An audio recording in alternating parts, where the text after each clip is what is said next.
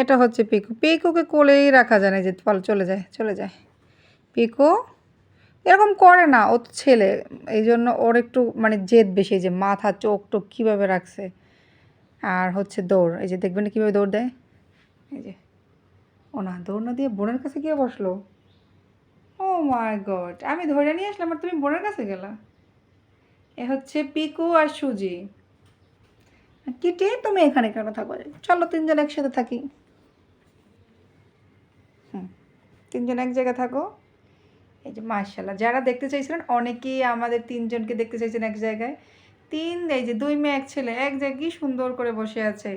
পিকু একদম আড়ালে, ও হচ্ছে কি পছন্দ করে না কোলে ওঠা বা একটু আদর খাওয়া, এগুলো কেমন যেন পছন্দ করে, একটু জেদি জেদি। আর এই মেয়েটা সবচেয়ে সহজ সরল হচ্ছে সুজি। সুজি টোটালি ওর মায়ের মতো অনেক ভীতু, একটু শব্দ পাইলেই পালাইয়ে যায়।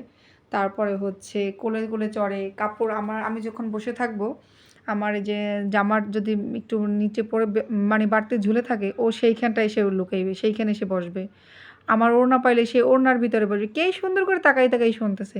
আর সুজির চোখ দুটো সেম হচ্ছে ওদের নানির মতো, মানে সুন্দরীর মা, যে কুটুর সুন্দরীর মা, সেই পুষির চোখের মতো সেম একদম সাদা সাদা, কি সুন্দর সাদা চোখের মনি ওদের। কি হচ্ছে কিটি, তুমি এভাবে তাকিয়েছো কেন?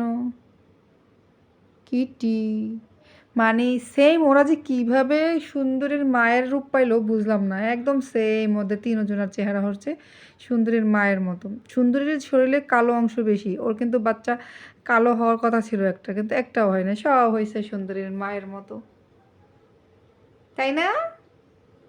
তোমরা একটু হাঁটো, একটু হাঁটে দেখাও সবাই, এখন বসলে হয়, একটু হাঁটো।